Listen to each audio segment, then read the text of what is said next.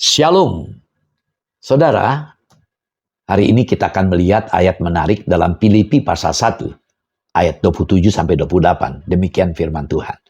Hanya hendaklah hidupmu berpadanan dengan Injil Kristus, supaya apabila aku datang, aku melihat, dan apabila aku tidak datang, aku mendengar, bahwa kamu teguh berdiri dalam satu roh, dan sehati sejiwa berjuang untuk iman yang timbul dari berita Injil, dengan tiada digentarkan sedikit pun oleh lawanmu.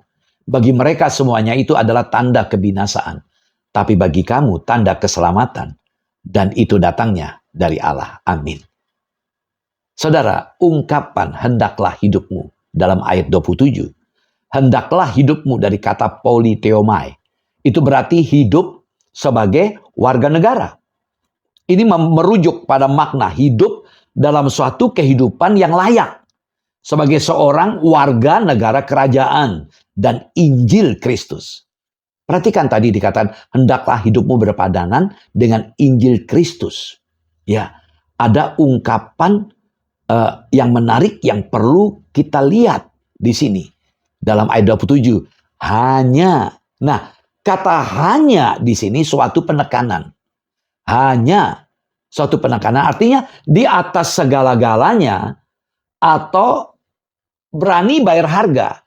Artinya kata hanya ini menekankan bahwa kita harus berusaha mati-matian untuk hidup sebagai warga negara kerajaan sorga. Kenapa? Karena status kita sebagai warga negara kerajaan sorga, maka ada sikap yang harus kita miliki. 3. Pertama, teguh berdiri dalam satu roh. Nah, teguh berdiri di sini artinya tidak ragu-ragu dan terombang-ambing oleh bermacam-macam ajaran yang salah. Kesatuan itu merupakan salah satu hal yang sangat ditekankan oleh Paulus dalam surat Filipi. Kesempatan lain kita akan lihat itu dalam Filipi 2 ayat 2-3, lalu Filipi 4 ayat 2, di mana Paulus menekankan satu roh.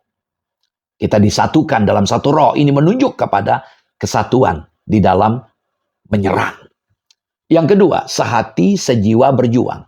Ungkapan sehati sejiwa ini menunjukkan bahwa kesatuan pengertian harus dicapai dulu. Baru kesatuan hati atau kehendak bisa terjadi. Kata berjuang dari kata sunateleo. Itu berarti berjuang bersama sebagai seorang atlet. Nah, terjemahan dalam bahasa Inggris baik NIV maupun NASB ya, New American Standard Bible, faith of the gospel, artinya iman dari Injil. Berarti kita harus berjuang bersama untuk ajaran Injil. Yang ketiga, berjuang tanpa gentar pada lawan. Jadi bila kita berjuang dengan benar untuk Tuhan, maka pasti akan bertemu dengan orang yang tidak senang dengan kita. Tapi kita tidak boleh gentar terhadap mereka. Roma 8:31, Mazmur 34 ayat 8. Jangan pernah gentar. Hadapi. Karena kita punya keyakinan Allah ada bersama dengan kita. Dalam Roma 8 ayat 31, kalau Allah ada di pihak kita, siapa yang dapat melawan kita? Nah saudara, apakah yang menjadikan patokan hidup kita dalam dunia ini? Sudahkah gaya hidup kita didasarkan kepada Injil? Sudahkah kita berjuang dengan benar dan berani dalam hidup kita? Mari kita bersatu padu hati dan usaha dalam kepentingan Injil, kabar baik. Shalom, Tuhan memberkati.